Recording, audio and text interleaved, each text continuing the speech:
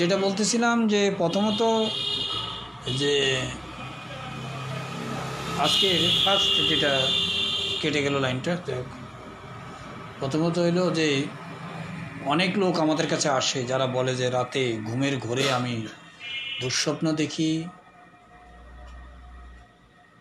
এবং মনে হয় যেন বুকের উপরে কোনো কিছু ভার জিনিস আমার উপরে ভর করে আছে, যা আমাকে কষ্ট দিচ্ছে। একটা কল্পিত প্রেতাত্মা তার ঘুমের মধ্যে দুঃস্বপ্ন, ভয়ঙ্কর জিনিস দেখা, যখন ঘুম ভেঙে যায়, সাউন্ড স্লিপ, ঘুমে অনুভব করে না, সে একটা ক্লান্তিবোধ চলে আসে তার মধ্যে।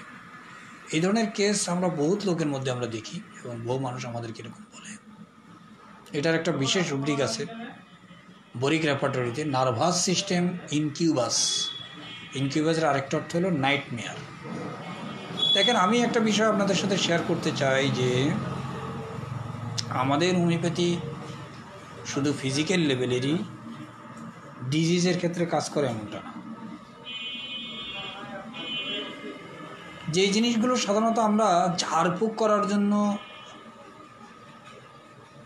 বিভিন্ন মানুষের কাছে যাই, ওই জিনিসগুলো আমাদের হোমিওপ্যাথিতে কাজ হওয়া সম্ভব। এটা একটা মিস্টেরিয়াস সায়েন্স বলতে পারেন। কীভাবে? এটাগুলো তো মানুষের একটা চিন্তা ভাবনা যে আমাকে কোনো অশরীর আত্মা অ্যাটাক করেছে, আমি কোনো কিছু দ্বারা আক্রান্ত হয়েছি, এই ধরনের যে কোনো থিঙ্কিং যখন মানুষের মধ্যে আসে, সে তার কাউন্টারে অবশ্যই কোনো না কোনো জায়গায় আমাদের রেপার্টরি ম্যাথমেটিকে কোথাও লেখা আছে। তো সেগুলো আমাকে খুঁজে বের করতে পারলে আমরা সেই ড্রাগটা দিলেই রুগীর ওই চিন্তা চেতনা টোটালি চলে যাবে। 2 নম্বর যেটা, সেটা হলো যে রুব্রিকটা আমি বলি, delusion omen evil will injure his soul ওমেনার। এখানে ওমেন শব্দের অর্থ হলো শুধুমাত্র বস্তুতান্ত্রিকভাবে যে ওমেন আছে, যারা আমাদেরকে পার্সন হিসাবে যে ওমেন, সেটা হতে পারে, অত অশরীর কোনো আত্মা জাতীয় ওমেন। যেমন আমরা অনেক সময় বলি পরী আমার উপরে ভর করে, অথবা কোনো খারাপ আত্মা আমাকে নষ্ট করে দিয়েছে, এই জাতীয় থিঙ্কিং কিছু কিছু মানুষের ক্ষেত্রে আপনি পাবেন। এবং জীবন্ত মানুষ, এরকম কোনো মহিলা দ্বারা সে ক্ষতিগ্রস্ত হয়েছে, এই যদি কেউ আপনাকে বলে, তাহলে সেক্ষেত্রে আমি এই রুব্রিকটা ধরে পালসিটিলা প্রয়োগ করতে পারি। রুগী বলে মহিলার কারণে আমার জীবন এবং আত্মার শান্তি নাই বা শান্তি নষ্ট হয়ে গেছে। এরপরে যেটা, সেটা হলো যে এক্সাইটমেন্ট, সেটাও মাইন্ড রুব্রিকের মধ্যে পাবেন। Excitement solo constantly while talking.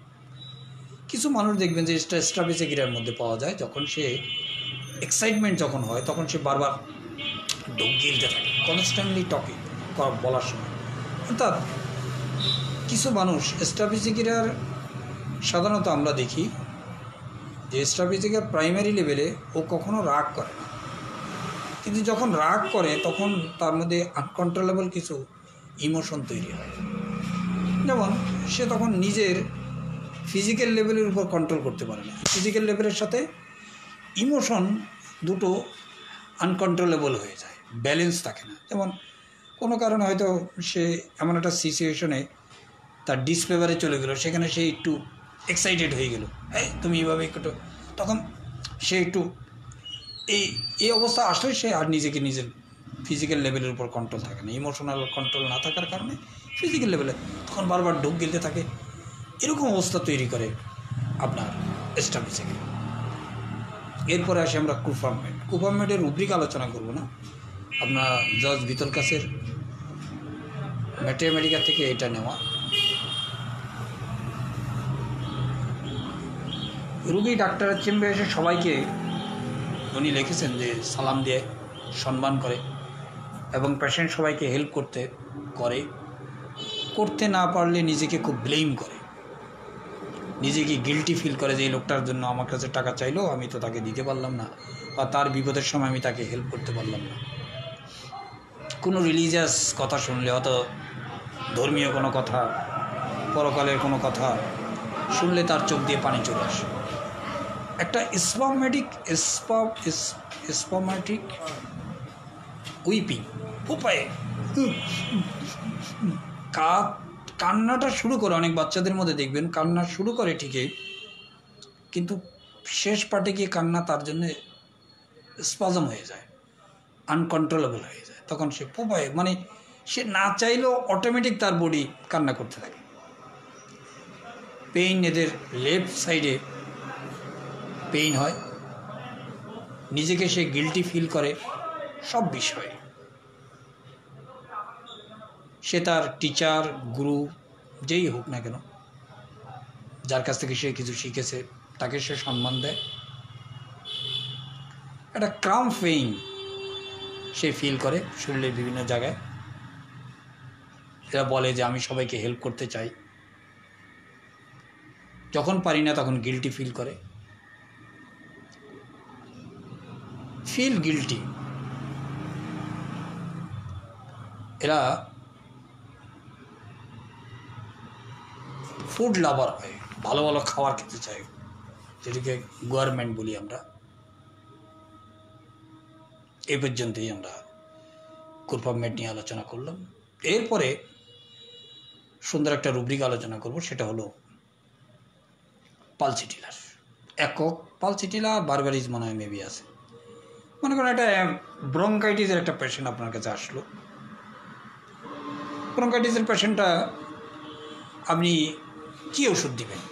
হঠাৎ করে দেখা গেলো যে রুগী প্রচণ্ড কাশি হচ্ছে, মহিলা, ফিমেল পেশেন্ট। এখানে গুরুত্বপূর্ণ একটা জিনিস, আমি স্পেসিফিক কিছু রুব্রিক নিয়ে আপনাদের সাথে শেয়ার করছি এই জন্যে যে এগুলো অনেক সময় আপনাদের কি বিপদে রক্ষা করে। আমরা হয়তো অনেক কঠিন সিচুয়েশন মোকাবেলা করতে পারব। ডাইরেক্ট রুব্রিক আকারে আছে respiratory difficult disease condition of distance part not involve in the act of breathing. যেমন রুগী প্রচণ্ড ব্রেথিং কষ্ট হচ্ছে, ব্রেথিংয়ের কষ্ট হচ্ছে, কাশি হচ্ছে, বাট পাশাপাশি তার মাসিকের সময় মিনিস্ট্রুয়াল ক্রাম্প বা পেইন হচ্ছে। এখন এটাকে কম্বাইন করলে আপনি এই রুব্রিকটা যদি ভালো করে কয়েকবার পড়েন তাহলে আপনার কাছে ক্লিয়ার হবে।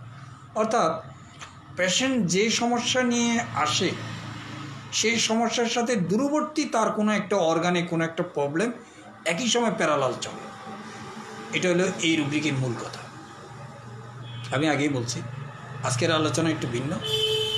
যারা নিয়মিত আমাদের আলোচনা শুনেন লাইভ, তারা ইচ্ছা করলে এটা নিতেও পারেন, নাও নিতে পারেন। আমি জাস্ট এটা একদম নিউ কামার, যারা হোমিওপ্যাথিতে প্র্যাকটিস করছেন, যাদের পক্ষে আমাদের এই নিত্যদিনের যে আলোচনা, এই আলোচনা অ্যাচিভ করা কঠিন হয়ে যায়, তার জন্য তাদের সুবিধার্থে এই আজকের যেই রুব্রিকগুলো নিয়ে, ছোটো ছোটো রুব্রিকগুলো নিয়ে আলোচনা করছি।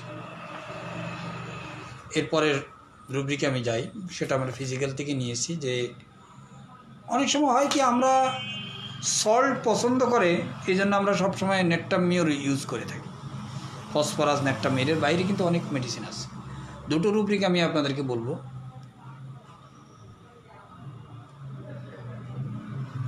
টেস্ট চ্যাপ্টারে যদি যান, যেমন salt test, enough food does not test easily.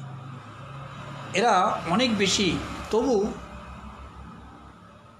যদি এত মানে লবণ দেওয়ার পরও তবু তারা টেস্ট ফিল করে না, এবং এদের লবণে কোদের কোনো অসুবিধা হয় না। দেখবেন যে সল্টি টেস্ট,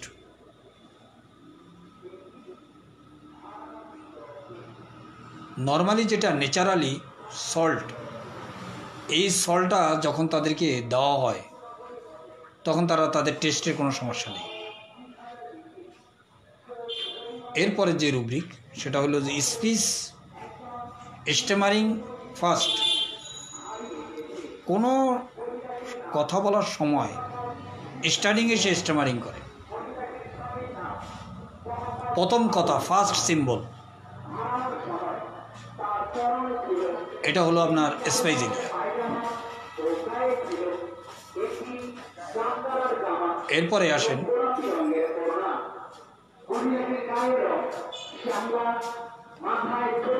বাচ্চারা টিচার যখন তাদেরকে পানিশমেন্ট করে তারপর থেকে তার মধ্যে বিভিন্ন ধরনের সমস্যা শুরু হয়, এবং টিচার যদি তার সাথে ফানি আচরণ করে,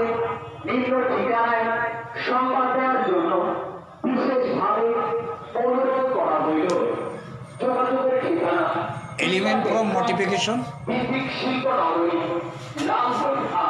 এলিমেন্ট ফ্রম এমব্রেসমেন্ট।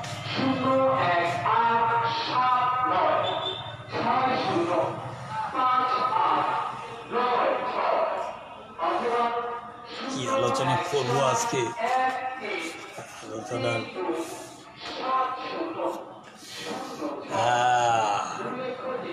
আরেকটা রুব্রিক মাইন্ডে পাবেন, talking, listening, talking and does not care whether anyone, স্ট্রিকটা পালমোনারি। এরা অন্যরা বলবে কিন্তু সে কখনো শুনবে না, সে শুধু বলেই যাবে। এই ধরনের প্রকৃতির মানুষ আপনারা পাবেন। আরেকটা রুব্রিক পাবেন কাশিতে, একটা করে কাশি, এই জাতীয় রুব্রিক আপনি পাবেন। ক্যালকেরিয়া কার্ভের মধ্যে কনস্ট্যান্ট ওয়ান বাউট রুব্রিক আছে। গুরুত্বপূর্ণ রুব্রিক হলো হাউস ওয়াইফ, যারা ফিমেল পার্সন, যাদের যদি ডায়রিয়া হয়, ডায়রিয়া ইন হাউস ওয়াইফ, এদের ক্ষেত্রে কপিয়া খুব ভালো ওষুধ। তবে এই এক কথায় কপিয়া দেওয়া যাবে না। এরা যে সকল পার্সন, যে সকল মহিলা দেখবেন যে সবসময় একটা চিন্তা থাকে, কালকে কী করবো, প্রায় প্ল্যান করে, নিউ থিংসের কারণে তার মধ্যে ডায়রিয়া হয়, মেনি আইডিয়ার কারণে ডায়রিয়া হয়। যদি কোনো ডায়রিয়া আসে, গৃহিণী আসে, তখন তাকে আপনি যদি জিজ্ঞেস করেন, ইন্টারগ্রেটেশন করেন যে আপনি মনের মধ্যে কী ধরনের ভাবনা চিন্তা আসে, সে সবসময় বলবে যে আমার ব্রেনটা সবসময় অ্যাক্টিভ থাকে, প্ল্যান করতে থাকে, কালকে সকালে ঘুম থেকে উঠে প্রথম কোন কাজটা করব, এরপরে কী করব, এরপরে কী করব, এরপরে কী করব। এ প্ল্যানিং মেন্টালিটির বা অতিমাত্রায় চিন্তা চেতনা যাদের মধ্যে থাকে, যে সকল অনেক মহিলাদের মধ্যে এটা আমরা দেখেছি, এদের যদি ডায়রিয়া হয় তাহলে সেখানে কপিয়া খুব ভালো মেডিসিন। সবচেয়ে গুরুত্বপূর্ণ রুব্রিক বা বর্তমান সময়ে যে কাশি, কাফ, এটা খুব অনেক পেশেন্ট পাবেন যাদের কাশি কোনোভাবে আপনি কমাতে পারছেন। এদের ক্ষেত্রে খুব গুরুত্বপূর্ণ একটা রুব্রিক আমি আপনাদেরকে বলি, agitation from calf, agitation from. Agitation একটা অশান্তি, একটা চলমান একটা অস্থিরতা ভিতরে কাজ করে ব্রেনের, মনের মধ্যে। এটা কিভাবে হতে পারে? যেমন হয়তো দেখা গেলো যে কোনো ফিমেল আপনার কাছে আসলো, আসার পর তার কাশি, বেশ কিছু সিরাপ টিরাপ এটা ওটা খেয়ে আসছে, আপনিও 2-3বার ট্রাই করলেন, কাজ হচ্ছে। তখন যদি তার সাথে আপনি একটু ডিপলি ডিসকাশনে যান, দেখবেন এই পরিবারে বেশ কিছু অশান্তির মধ্যে বিরাজ করতেছে তার ভিতরে। সিস্টাস ক্যানাডেন্সিস মেডিসিনের, এটা একদম আননোন মেডিসিন, কিন্তু এটা ফিজিক্যালি থাকার পরও এ অনেকটা সাইকোলজিক্যাল একটা ড্রাগ এই কাশির ক্ষেত্রে এখানে ইউজ হয়, এবং এটা খুব এফেক্টিভ ড্রাগ। এখন বর্তমান সমাজে করোনা সময় মানুষজন সামান্য কাশি হলে অনেক বেশি অস্থির হয়ে যায়। সিজনাল কাশি হচ্ছে, আমাদের তো এখানে ঋতু খুব তাড়াতাড়ি চেঞ্জ হয়, দেখা যাবে যে ওয়েদার এত তাড়াতাড়ি ফ্লাকচুয়েট করে যে আমরা বুঝতেই পারি না। তাই দিনে গরম পড়তেছে, হঠাৎ করে সন্ধ্যার পরে দেখা গেলো ঠান্ডা, ঝড় বৃষ্টি শুরু হয়ে গেল। তো আমাদের এই বডির যে ইমিউনো অনেকেরই আছে, যেটি ইমিউনিটি সিস্টেম, এটাকে সেই রিসিভ করতে পারে না এই ধরনের ওয়েদার, তখন তাদের স্বাভাবিক প্রাইমারি লেভেলে তাদের কাশি শুরু হয়। যদি কারা কোনো কাশির পেশেন্টের ক্ষেত্রে কোনো মেন্টাল এজিটেশন আপনার দেখেন, যদি আপনি 2-3বার প্রেসক্রিপশন করার পরে বা প্রাইমারি লেভেলেও যদি আপনি পেয়ে যান এরকম কেস, তা সেক্ষেত্রে আপনি সিস্টাস ক্যানাডেন্সিস ইউজ করতে পারেন কোনো প্রকার দ্বিধা ছাড়াই। কাশির ক্ষেত্রে আরও কিছু রুব্রিক আমরা দেখি, যেটা কোনিয়াম এক জায়গায় আছে, সেখানে দেখবেন যে lying only when lying, first lying down only when, sit up and cough it out, then had rest was obliged to. এটা আপনারা সবাই জানেন, এটা আমাদের ম্যাথমেটিক্যার মধ্যে প্রচুর লেখা আছে। একটা বড় কমপ্লিট রেপার্টরিতে ম্যাথমেটিক্যার 3 লাইন রুট তুলে দিয়েছে একটা রুব্রিকে। মানে ইন্টারেস্টিং ব্যাপার সব, যে যখন সে বিছানায় শুতে যায় তার কাশি শুরু হয় এবং বিছানার থেকে বালিশ থেকে মাথা উঠে বসে কাশি দিয়ে কিছু সেলেস্টার কফ বের করে আবার সে শুতে যায়, তখন তার ঘুম আসে। এটা এক ধরনের পিকুলিয়ারিটি কোনিয়ামের এটা একটা পিকুলিয়ারিটি যে একজন মানুষ ঘুমাতে গেছে তার কাশি শুরু হলো, কাশি শুরু হলেই শুধু না, একবার বিছানা থেকে সে উঠে বসে ভালো করে কেশে শ্লেষা কিছু বের করার পর তারপরে শুলে আবার ঘুম আসে। আরেকটা রুব্রিক আছে আমাদের, দুটো রুব্রিক কফের মধ্যে, লাইং ডাউন এমিলারেশন, স্লিপ এমিলারেশন। কাশি হচ্ছে কিন্তু শুইলে তার কাশি কমে যায় এবং ঘুমালে তার কাশি কমে যায়। এগুলো আমরা দেখি, অনেক রুব্রিক আছে, তার মধ্যে থেকে এগুলোকে আমরা কাজে লাগাতে পারবো মোটামুটি। আর আরেকটা বিষয় যেটা আমি আলোচনা করতে ভুলে গেছি সেটা হলো যে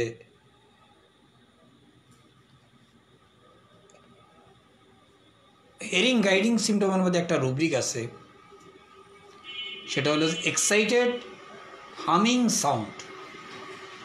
ইন্টারেস্টিং রুব্রিক, এটা পালসিটিলের মধ্যে দেখে।